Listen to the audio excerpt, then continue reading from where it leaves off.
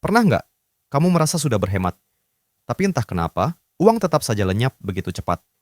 Kamu sudah catat pengeluaran, sudah kurangi jajan, bahkan kadang menolak ajakan teman. Tapi di akhir bulan, saldo tetap menipis, hati tetap cemas, dan kepala penuh tanda tanya. Kemana perginya semua uangku?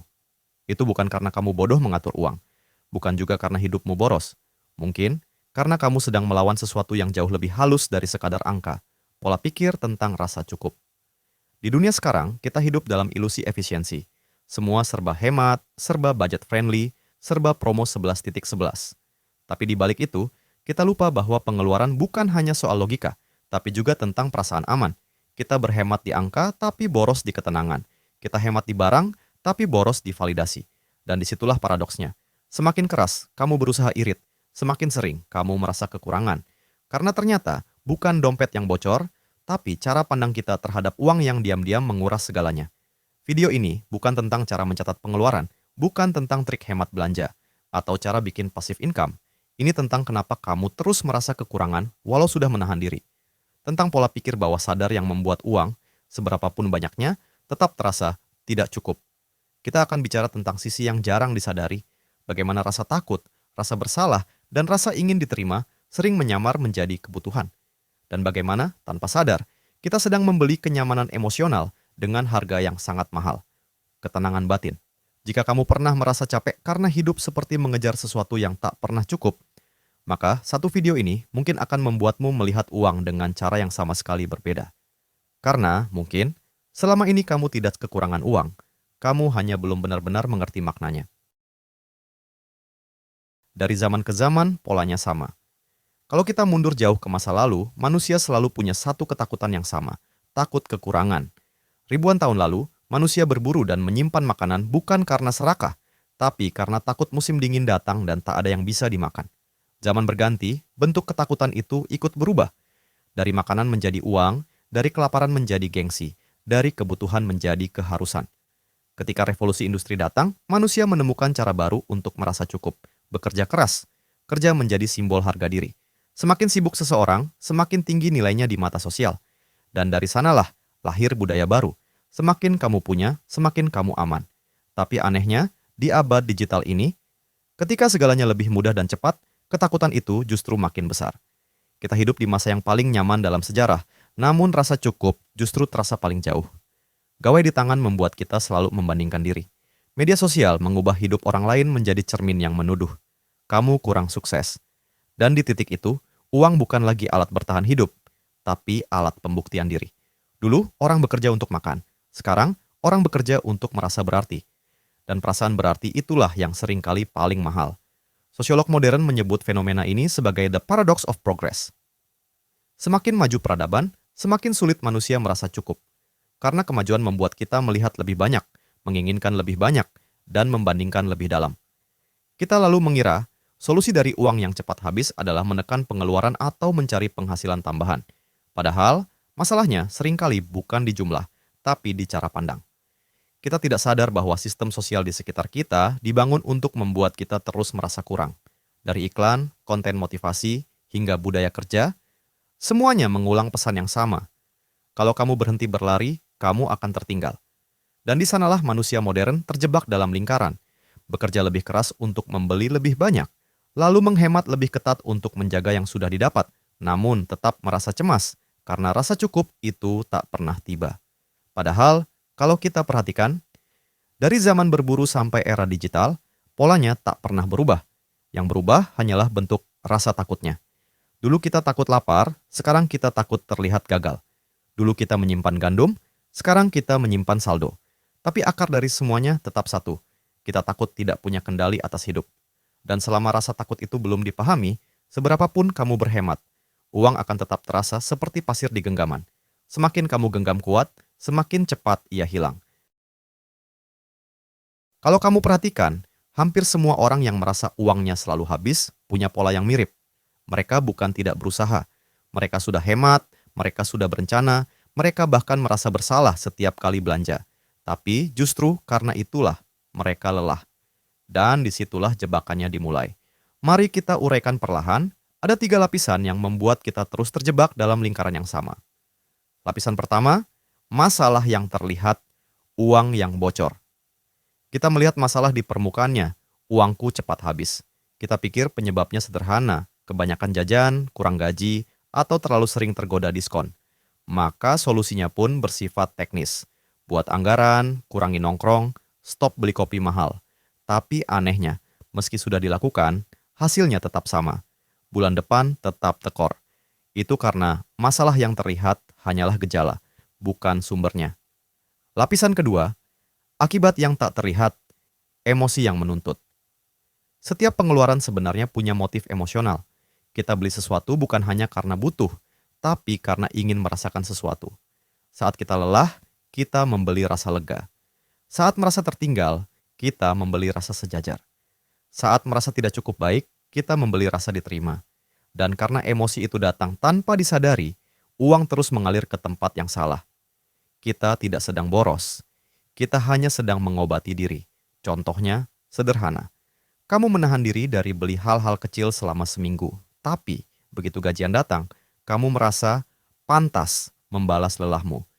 Maka kamu beli hal yang sebenarnya tidak penting. Bukan karena kamu lemah, tapi karena otakmu sedang mencari keseimbangan emosional. Masalahnya, keseimbangan semacam ini rapuh. Setiap kali stres datang, pengeluaran pun ikut naik. Dan makin kamu berusaha menahan, makin besar tekanan di dalam diri, sampai akhirnya lepas kendali lagi. Lapisan ketiga, kesadaran yang hilang. Cara pandang yang salah. Lapisan paling dalam bukan tentang uang sama sekali, tapi tentang makna hidup. Kita tumbuh di dunia yang menilai manusia dari kepemilikan. Dari kecil, kita diajari bahwa keberhasilan bisa diukur. Nilai, jabatan, saldo. Dan tanpa sadar, uang menjadi cermin harga diri. Maka, setiap kali uang menipis, bukan hanya dompet yang kosong, tapi juga rasa aman dan rasa percaya diri. Kita merasa gagal, malu, dan kehilangan arah. Itulah yang membuat kita terus terjebak dalam mode bertahan hidup. Walau sebenarnya hidup sudah cukup aman. Kita lupa bahwa uang hanyalah alat tukar, bukan ukuran keberadaan. Kita lupa bahwa hidup bukan tentang menang melawan kekurangan, tapi mengerti kapan cukup. Jadi ketika kamu bertanya, kenapa uangku selalu habis padahal sudah irit? Jawabannya mungkin bukan karena kamu belum cukup hemat, tapi karena kamu belum berdamai dengan rasa takutmu sendiri. Uang hanya mengikuti energi dari dalam diri kita. Kalau yang kamu bawa adalah rasa takut, maka uang akan pergi ke arah yang sama, menjauh, bukan menetap. Tapi kalau yang kamu bawa adalah rasa tenang dan sadar, uang akan datang bukan sebagai pelarian, tapi sebagai alat yang kamu kendalikan. Dan sebelum kita membahas bagaimana cara keluar dari lingkaran ini, kita perlu memahami satu hal. Kamu tidak sedang kekurangan uang, kamu sedang belajar memahami hubunganmu dengan uang. Sampai di titik ini, kita tahu satu hal. Masalah keuangan bukan semata tentang angka, tapi tentang cara kita memaknai angka itu. Dan disinilah pergeseran terbesar harus terjadi, dari cara pikir lama ke cara pikir baru. 1. Dari mengatur uang ke mengerti diri. Selama ini kita diajari untuk fokus pada bagaimana caranya uang tidak habis. Kita menghitung, mencatat, menahan, membatasi. Tapi jarang sekali kita bertanya, kenapa aku merasa harus membeli sesuatu untuk merasa aman? Kamu mungkin bisa menahan belanja, tapi kalau hatimu masih takut kekurangan, uang akan tetap pergi. Bukan lewat pengeluaran, tapi lewat rasa cemas yang menguras. Uang tidak habis di toko, tapi di pikiran. Cara pikir baru adalah memulai dari dalam. Mengerti dirimu lebih dulu, karena setiap keputusan finansial sejatinya adalah cermin dari kondisi batin. Ketika kamu tenang, keputusanmu jernih. Ketika kamu takut, semua terasa mendesak. Dan itulah yang membuat banyak orang kehilangan arah. Mereka sibuk mengatur uang, tapi lupa menenangkan diri. 2. Dari berhemat ke bersahabat dengan nilai. Hemat itu penting, tapi tanpa arah yang jelas, ia berubah menjadi penyiksaan diri. Kamu menahan semua keinginan, tapi tidak tahu untuk apa.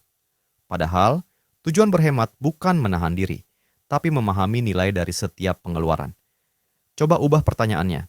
Bukan lagi, bagaimana caranya agar uangku tidak habis, tapi apakah pengeluaran ini membuat hidupku lebih bernilai?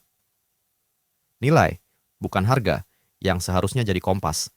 Kadang membeli sesuatu yang kecil tapi bermakna jauh lebih sehat daripada menahan diri demi angka di rekening. Karena pada akhirnya, uang yang paling berguna adalah uang yang digunakan dengan sadar, bukan dengan takut. 3. Dari melawan kekurangan ke membangun kelimpahan. Selama kita memandang uang dari kacamata kekurangan, kita akan terus merasa terancam. Setiap pengeluaran terasa berbahaya, setiap kesalahan terasa fatal. Padahal, uang tidak punya niat jahat. Ia hanya memperbesar energi yang kita bawa. Kalau kamu melihat uang sebagai sumber stres, maka setiap kali ia datang, stres itu ikut tumbuh. Tapi kalau kamu melihatnya sebagai sahabat, ia akan datang dengan cara yang lebih alami. Cara pikir baru berarti mengganti rasa takut kehilangan dengan rasa syukur atas yang ada. Karena rasa cukup tidak pernah datang dari jumlah, tapi dari kesadaran bahwa yang kamu miliki saat ini sudah bisa digunakan dengan bijak. Sebuah analogi. Bayangkan uang seperti air. Kalau kamu menahannya terlalu kuat, ia akan bocor. Kalau kamu biarkan mengalir tanpa arah, ia akan habis. Tapi kalau kamu arahkan dengan sadar, membuat saluran, menata alirannya, dan memahami kapan harus menampung atau melepaskan, air itu akan menghidupi tamanmu selamanya. Begitu juga uang. Ia bukan musuh yang harus dikontrol, tapi aliran energi yang perlu dipahami. Dan saat kamu mulai memahaminya, kamu tidak lagi dikuasai oleh rasa takut kehilangan, melainkan belajar mengalir bersama rasa cukup. Kita tidak butuh hidup tanpa pengeluaran, kita hanya butuh hidup dengan kesadaran. Dan kesadaran itu dimulai ketika kita berhenti menyalahkan uang yang habis dan mulai melihat diri yang belum utuh. Karena begitu cara pikirmu berubah, uang akan mengikuti arah baru, bukan lagi mengalir keluar karena cemas, tapi bergerak bersama rasa tenang, mengisi hidupmu, bukan hanya dompetmu. Mungkin selama ini kita terlalu sibuk menghitung uang sampai lupa menghitung makna. Kita terlalu takut kehilangan sampai lupa menikmati apa yang sudah ada di tangan. Jika kita mau jujur, rasa cemas soal uang seringkali bukan karena kebutuhan yang tak tercukupi, tapi karena hati yang tak pernah benar-benar tenang. Kita ingin punya lebih bukan semata untuk hidup layak, tapi karena kita ingin merasa berarti di mata dunia. Padahal, hidup tidak sedang menilai kita dari angka. Allah tidak memberi rezeki untuk diukur siapa yang lebih banyak, tapi untuk diuji. Siapa yang paling bijak dalam menggunakannya. Kadang kita melihat orang lain seolah mereka berlebih, tapi siapa yang tahu beban di baliknya. Kadang kita merasa diri kita kurang, padahal bisa jadi. Justru di titik itulah kita paling dekat dengan rasa cukup. Mungkin uang memang akan selalu datang dan pergi. Tapi yang tidak boleh ikut pergi adalah kesadaran bahwa hidup lebih besar dari sekadar saldo. Rezeki sejati bukan hanya yang bisa dihitung, tapi yang bisa dirasakan. Ketenangan, hubungan yang tulus, rasa syukur yang tumbuh dari hal kecil.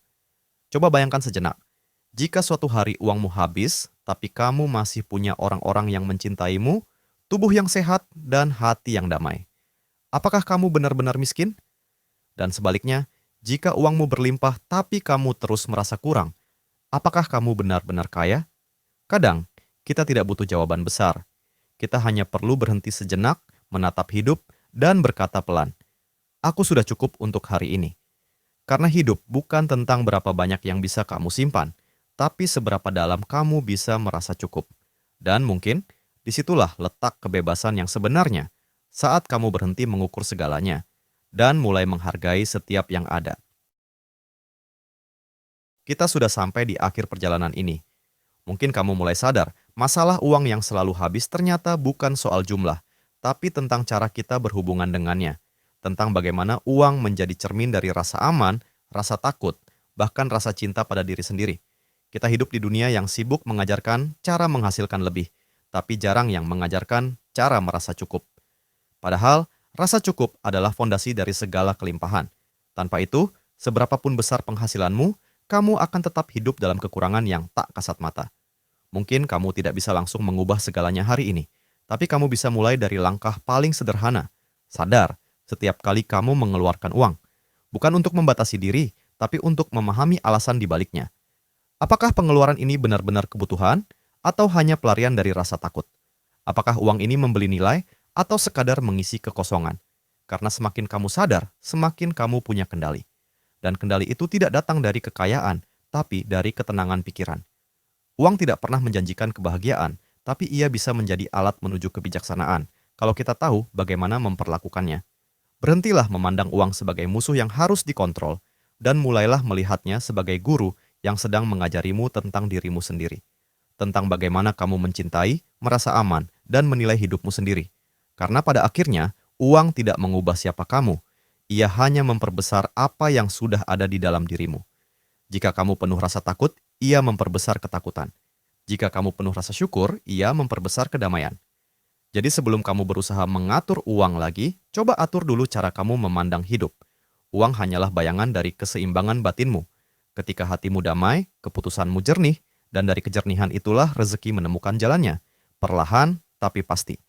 Dan kalau hari ini kamu menutup video ini dengan satu kalimat di hati, biarlah kalimat itu sederhana. Aku tidak ingin hanya punya uang. Aku ingin mengerti maknanya. Karena paham tanpa perubahan hanyalah pengetahuan, tapi paham yang dihayati, itulah kebijaksanaan.